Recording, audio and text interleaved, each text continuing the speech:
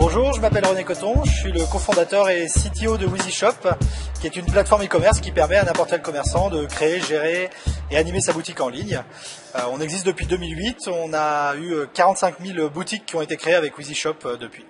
D'accord. Alors, tu vas nous donner quelques bonnes pratiques issues des retours d'expérience de vos clients. Alors, tu peux nous en donner quelques-uns, des choses à faire ou ne pas faire, qu'est-ce qui ont permis de donner une petite impulsion? Alors, je vais commencer par un classique. Je crois qu'à chaque fois qu'on s'est rencontrés, j'ai pu en parler, mais je vais continuer à en parler.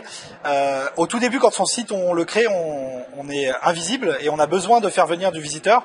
Donc, travailler son référencement, c'est une bonne chose, mais ça va prendre du temps et c'est de plus en plus dur au fil des années.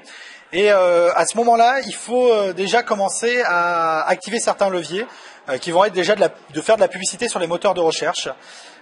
Donc, globalement, en fait, ce qu'il faut se dire, c'est que c'est pas plus compliqué que ça que de créer de la publicité sur Google AdWords ou d'autres moteurs de recherche, principalement AdWords en France, Google étant prédominant.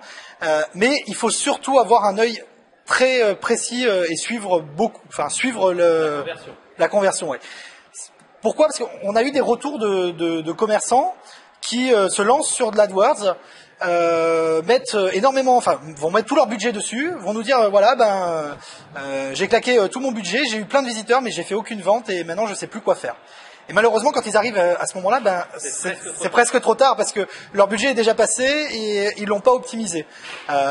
Du coup, souvent avec nos commerçants, on essaye d'intervenir en amont sur ça et de les conseiller. Mais aujourd'hui, et c'était le cas déjà avant, avec AdWords, on peut suivre très finement nos différentes campagnes et voir les ventes qu'on va pouvoir faire derrière, les conversions, et du coup pouvoir désactiver, activer celles qui vont bien et qui vont pas. Allez, voilà. Qui attirent du trafic mais qui convertissent pas. Voilà, suivre des annonces qui ont du clic mais qui achètent pas. Pour moi, je dirais multiplier les annonces sur plein de mots-clés différents, avec un petit budget sur chacune des annonces pour pas avoir un budget qui explose. Et en fait, donc se définir un budget global pour toutes ces petites annonces sur un mois. Et au bout d'un mois, on fait le point. Ok, voilà toutes mes annonces, lesquelles ont performé, lesquelles ont eu des soucis. Bon, pourquoi ils ont eu des soucis? Est-ce que je les retire? Est-ce que je les modifie? Celles qui ont performé, est-ce que du coup je mets plus dedans? Est-ce que ça va marcher? Et on suit au cas par cas. Là déjà, on permet de faire venir du visiteur sur son site alors que jusqu'à présent on n'avait personne. L'autre façon de faire venir du visiteur au tout début et de le faire convertir, c'est aussi de passer par les places de marché. Alors, ça va pas faire venir des visiteurs directement sur son site, vu qu'on va vendre sur les différentes places de marché, qui peuvent être du Amazon, du Cdiscount, de la Fnac, etc. Mais on va faire des ventes, et du coup, on va pouvoir commencer à faire tourner son business et à travailler en parallèle le référencement de sa boutique, sa visibilité, tout ça. Donc, être sur les places de marché et les guides d'achat. On en a parlé d'ailleurs ce soir, vu que chez WheezyShop nous avons racheté Qualid avec les différents guides qu'ils proposent. Ces guides d'achat, c'est aussi une manière, comme avec Google AdWords, de se rendre visible et de pouvoir suivre en fait la conversion que va nous permettre de faire ces guides d'achat. Voilà, je fais une annonce sur uncadeau.com parce que je sais que mon produit se porte bien, se présente bien pour être un cadeau. Voilà. Et puis je vais suivre en fait le nombre de ventes que je vais pouvoir faire avec ma visibilité sur ce guide d'achat. Et si ça fonctionne bien, je continue. Et du coup, on continue à diversifier les canaux d'acquisition en mettant un budget à chaque fois moindre sur ces canaux et en les augmentant si bien sûr ça fonctionne. Donc déjà, en commençant par ça, ça va nous permettre d'attirer du visiteur. Après, il y a une chose que j'ai pu voir ces dernières années, et surtout cette dernière année chez beaucoup de nos commerçants, qui commencent à avoir un peu de bouteille, c'est-à-dire un peu de clients, pas mal de visiteurs. Et en fait, ils ont mis en place des outils de recommandation, comme peut le faire par exemple Nosto. Je parle particulièrement de Nosto parce que sur la philosophie, il nous ressemble un peu vu qu'on peut mettre Nosto facilement sur son site et en fait on va payer seulement la performance. Donc il n'y a pas un gros ticket à sortir au début. Et Nosto en fait c'est un outil de recommandation qui va permettre de mettre en avant les produits de sa boutique en fonction de ce que va faire le visiteur, de ce qu'il aura consulté sur sa boutique, sur notre boutique, de son historique d'achat s'il en a et ainsi de suite. Et en fait, on se rend compte que ces outils-là permettent d'augmenter à la fois le panier moyen et à la fois la conversion en peu de travail, en fait, un peu d'effort pour Ouais, et surtout avec les outils tels que Nosto qui permettent de le faire à la performance, au moins on est sûr de ne payer que si en fait ça a fonctionné derrière.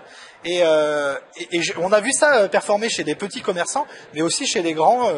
Je sais par exemple que mon petit bikini utilise Nosto sur sa solution et ça lui permet d'accroître ses conversions ou de monter son panier moyen vu qu'on va recommander des produits qui peuvent être ajoutés dans le panier. Donc ça c'est une des choses que je conseillerais aux commerçants qui commencent à avoir un peu de visibilité. Quelque chose que je répète toutes les années et que je vais continuer à répéter, travaillez votre base. À partir du moment où vous commencez à avoir du client, ce client-là, il faut le travailler. Je ne dis pas d'envoyer, de le spammer tous les jours. Proposer de l'upsell, proposer un produit complémentaire, un accessoire, voilà. monter en gamme. Il faut dialoguer avec lui, mais il faut avoir un dialogue qui soit personnalisé. Voilà. Les clients veulent qu'on soit à l'écoute d'eux.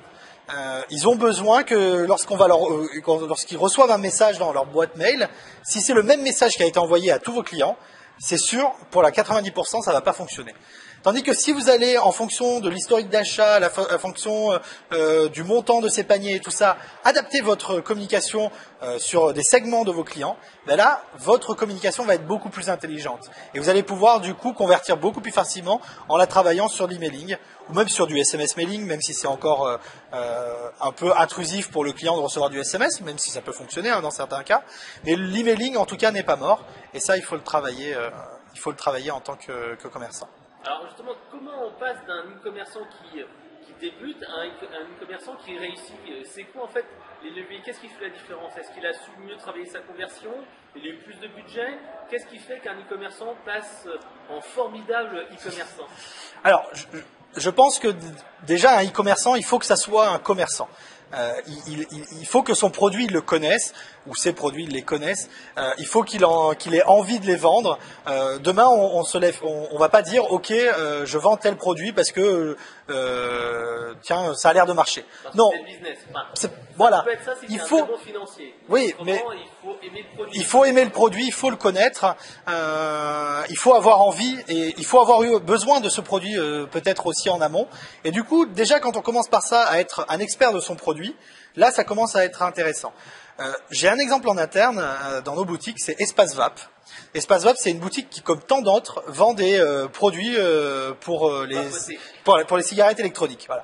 On en voit des centaines sur Internet, des milliers sur Internet. On en voit beaucoup dans nos rues, dans les grandes villes.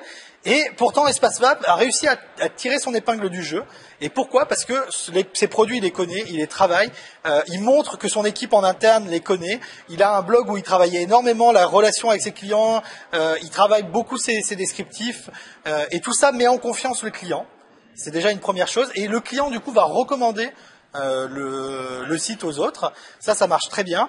Et Espace Vap aussi, ce qu'ils ont fait, c'est qu'ils disent qu'ils ont tellement confiance en leurs produits, c'est qu'ils proposent du coup des packs de découverte. À moindre coût, on peut recevoir un petit pack avec tout différents goûts, voilà. Et du coup, en proposant ça, on va dire, ok, la personne qui est en face, c'est un client potentiel, mais il me connaît pas mes produits. Ok, avec ce petit pack qui est à moindre coût, je vais lui permettre de tester et du coup de devenir un client peut-être fidèle par la suite. Et Espace Vap, je trouve, est très bon en tout cas sur cette communication derrière. C'est vraiment un bon exemple de commerçant qui connaît son produit, qui l'aime en interne, qui le travaille et qui montre au client qu'il a une expertise. Il a fédéré la communauté. Il a fédéré une communauté. Des vapoteurs. Dans ce cas-là, des vapoteurs, mon petit bikini, elle a fédéré les clients qui achètent du maillot de bain, qui sont surtout des clientes, mais ce qui va réunir en fait ces deux commerçants, ce sont l'expertise du produit, la volonté de bien les présenter. Si on prend l'exemple d'Audrey de mon petit bikini, elle n'est pas restée seulement sur son site, elle est allée beaucoup plus loin. Alors elle a commencé à se développer, elle a cherché une égérie, pour ça elle a monté un concours avec des mannequins qui sont venus se présenter pour devenir l'égérie de la marque des produits Mon Petit Bikini par la suite. Et tout ça, ça crée une émulsion, ça fait parler de soi et on n'est pas resté cantonné sur le web, on a attaqué les autres canaux. Ça, pour moi, c'est important. Je pense aussi, je vais pas reparler du m-commerce, du responsive, tout ça. Je pense que c'est important, mais j'espère que tout le monde l'a déjà en tête. Ce que je remarque aussi, c'est que la diversification des modes de livraison aussi fait partie du choix du choix du client. Faire en sorte que le client, en fait, à la fin, il a rempli son panier, il est conquis par le produit, mais en plus, il a le mode de livraison qui correspond à ses besoins. Ouais, et les frais de port aussi qui vont avec. Quoi. Les frais de port qui vont avec. Alors c'est sûr que c'est un travail de faire les frais de port qui vont avec, et c'est aussi difficile de travailler sur cette partie-là pour les commerçants en France. Mais je pense aussi au fait de pouvoir recevoir son produit dans un point relais, le recevoir c'est chez soi ou en express par exemple. Tout ça c'est des modes de livraison qu'il faut peut-être pas au tout début mais rapidement proposer à ses clients parce qu'il y a des clients qui ont besoin de l'express, parce qu'il y a des clients qui ne veulent pas recevoir c'est chez soi mais qui préfèrent aller le chercher en point relais. Si en plus on a une boutique physique, il ne faut pas se priver de proposer le retrait en magasin. Parce que retirer un produit en magasin, c'est faire venir un client qui va potentiellement acheter d'autres choses dans son magasin. Ouais, donc, il y a des gens qui sont un peu âgés, qui veulent toucher le produit, ils veulent être sûrs, parce que c'est un cadeau, ils ont besoin d'aller le chercher immédiatement. Oui, donc le retrait en magasin, si on a un magasin, même si on est un petit e-commerçant, c'est quelque chose qui peut fonctionner. Parce que du coup, on va être en position de force sur les internautes de sa région. Si on est un magasin dans le Jura, à Lons-le-Saunier par exemple, si on a des internautes qui cherchent notre produit et qui tombent sur notre boutique et qui en plus voient qu'ils peuvent le récupérer en magasin, on a gagné la partie par rapport aux concurrents. Alors certes, peut-être qu'au niveau du prix, on va être peut-être un peu plus élevé, tout ça, mais le fait de pouvoir dire aux clients, j'existe, je suis sur place, vous pouvez venir me voir, mon expertise elle est aussi dans mon magasin, ça marche aussi. Après, c'est sûr que pour beaucoup de commerçants qui sont des pure players, qui n'ont pas de boutique physique, c'est pas un levier qui peut être proposé. Mais on voit que même mon petit bikini qui n'est qu'un